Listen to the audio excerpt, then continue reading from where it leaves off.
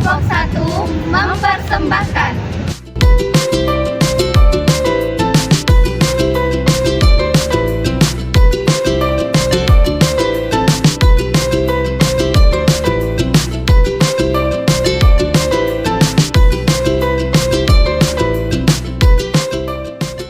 Pertama, sebelum memasuki materi, saya akan membahas latar belakang.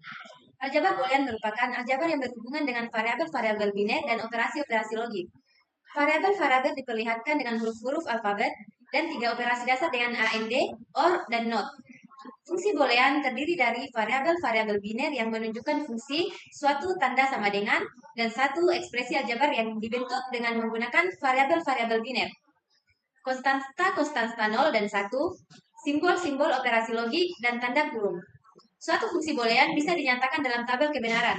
Suatu tabel kebenaran untuk fungsi Boolean merupakan daftar semua kombinasi angka-angka biner 0 dan 1 yang diberikan ke variabel-variabel biner dan daftar yang memperlihatkan nilai fungsi untuk masing-masing kombinasi biner. Aljabar Boolean mempunyai dua fungsi yang saling berhubungan. Dalam arti luas, aljabar Boolean berarti suatu jenis simbol-simbol yang ditemukan oleh George Boole untuk memanipulasi nilai-nilai kebenaran logika secara aljabar. Dalam hal ini, aljabar Boolean cocok untuk diaplikasikan dalam komputer. Oleh karena itulah, si penulis berharap si pembaca dapat mengetahui fungsi dan menambah wawasan tentang aljabar Boolean. Selanjutnya yaitu rumusan masalah. Adapun rumusan masalahnya yaitu yang pertama, apa yang dimaksud dengan aljabar Boolean? Kemudian yang kedua, apa fungsi dari aljabar Boolean tersebut? Untuk materi selanjutnya akan dijelaskan oleh rekan saya. Pada materi pertama, yaitu tentang aljabar Boolean. Aljabar Boolean ditemukan oleh George Boole pada tahun 1854. Boolean melihat bahwa himpunan dan logika prosesnya mempunyai sifat-sifat yang serupa. Perhatikan kemiripan hukum-hukum aljabar logika dan hukum aljabar himpunan. Dalam buku The Law of Tone, Boolean memaparkan aturan-aturan dasar logika. Aturan dasar logika ini membentuk struktur matematika yang disebut aljabar Boolean. Logika Boolean didasari pada penerapan aturan hubungan antara nilai-nilai matematika yang dibatasi pada dua nilai, yaitu true dan false, yang kemudian disimbolkan dengan angka 1 dan 0, di mana 0 disebut non-zero, sedangkan 1 disebut elemen unik. Pada materi kedua, yaitu fungsi Boolean. Contoh-contoh fungsi Boolean, f dalam kurung x sama dengan x, f sama dalam kurung x, y sama dengan x, y aksen tambah x, y aksen tambah y aksen. F dalam kurung x, y sama dengan x aksen, y aksen. F dalam kurung x, y sama dengan x tambah y aksen. F y, x, y, z sama dengan y, x, y, z aksen. Di setiap perubahan di dalam fungsi Boolean, termasuk dalam bentuk komplemennya disebut literal. Fungsi h dalam kurung x, y, z sama dengan x, y, z aksen terdiri dari 3 literal, yaitu x, y, dan z aksen. Jika diberikan x sama dengan 1, y sama dengan 1, z sama dengan 0, maka nilai fungsinya h dalam kurung 1,1, 0 sama dengan 1 kali 1 kali 0 aksen sama dengan 1 kali 1 kali 1 sama dengan 1 kali 1 sama dengan 1. Materi selanjutnya adalah operasi dasar aljabar Boolean. Operasi dasar aljabar Boolean meliputi yang pertama, operasi not atau negation, yaitu membalikan variabel biner misalnya 0 menjadi 1 dan sebaliknya. Yang kedua, operasi AND, yaitu membutuhkan 2 input dan 1 output. Semua keluaran bernilai 1 jika semua input bernilai 1. Yang ketiga, operasi OR, yaitu kebalikan dari operasi AND. Semua keluaran bernilai 1 kecuali jika semua input bernilai 0.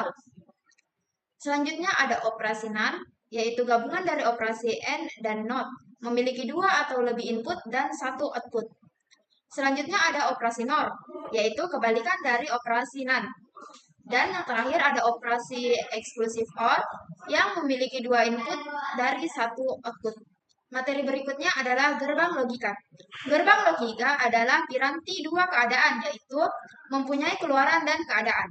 Keluaran dengan 0 volt yang menyatakan logika 0 atau rendah, dan keluaran dengan tegangan tetap yang menyatukan logika 1 atau tinggi. Gerbang logika dapat mempunyai beberapa masukan yang masing-masing mempunyai salah satu dari dua keadaan logika, yaitu 0 atau 1. Gerbang-gerbang logika yang khususnya dipakai di dalam sistem digital dibuat dalam bentuk IC atau Integrated Circuit yang terdiri atas transistor-transistor, diode, dan komponen-komponen lainnya. Gerbang-gerbang logika ini mempunyai bentuk-bentuk tertentu yang dapat melakukan operasi-operasi inverse, AND, OR, serta NAND, NOR, dan SOR, atau exclusive OR. NAND merupakan gabungan AND dan inverse, sedangkan NOR merupakan gabungan OR dan inverse.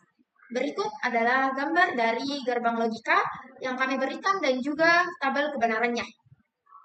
Materi selanjutnya yaitu peta Carnot. Peta Carnot atau Key-map adalah representasi grafis dari tabel kebenaran yang memetakan semua kemungkinan kombinasi input dan output dari sebuah fungsi logika.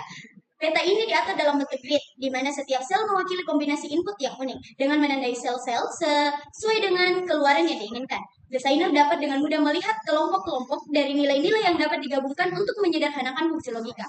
Carnot atau Key-map adalah suatu teknik penyederhanaan fungsi logika dengan cara pemetaan. Key-map terdiri dari kotak-kotak yang jumlahnya terdiri dari jumlah variabel dan fungsi logika atau jumlah inputan dari rangkaian logika yang sedang kita hitung. Tiap kotak merepresentasikan sebuah meter. Tiap kotak dikatakan bertetangga jika meter-meter yang merepresentasikannya berbeda hanya 1 buah literal. Bisa kita lihat pada layar peta Carnot dengan dua berubah, contohnya seperti penyajian 1, penyajian 2, penyajian 3. Kemudian di layar selanjutnya yaitu peta Carnot dengan 3 perubah, begini tampilannya. Terdapat X dan YZ 0, 0, 0, 0, 01, 11, 10 dan pada X-nya terdapat 0, 1.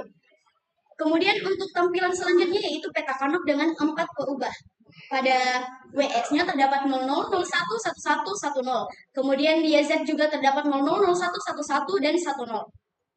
Kemudian adapun cara mengisi peta Carnot, yang pertama itu kotak yang menyatakan midterm diisi dengan 1, sisanya diisi dengan 0. Contohnya F. Pada F ada X, Y, Z, kita isi sama dengan X aksen Y, Z aksen, tambah X, Y, Z aksen, tambah X, Y, Z. Kemudian contoh kedua, yaitu F, X, Y, Z sama dengan X, Z aksen, tambah Y. X, Z aksen ini adalah irisan antara X, semua kotak pada baris kedua, kemudian Z aksen, semua kotak pada kolom ke-1 dan kolom ke-4. Bisa dilihat teman-teman pada layar di belakang saya. Kemudian pada Y ini semua kotak pada kolom ke-3 dan kolom ke-4. Materi selanjutnya yaitu rangkaian pada aljabar boolean. Rangkaian pada aljabar boolean adalah rangkaian gerbang logika yang merupakan bentuk grafis dari fungsi boolean. Aljabar boolean adalah rumusan matematika yang digunakan untuk menjelaskan hubungan logika antara fungsi pensekelaran digital. Aljabar boolean dapat digunakan untuk merancang rangkaian digital, menganalisis rangkaian logika, dan menyederhanakan rangkaian. Berikut langkah-langkah merancang digital dengan aljabar boolean. Yang pertama itu mendeskripsikan fungsi rangkaian. Yang kedua, menuliskan dan menyederhanakan persamaan fungsi rangkaian. Dan yang ketiga, mengimplementasikan sebagian rangkaian gerbang logika.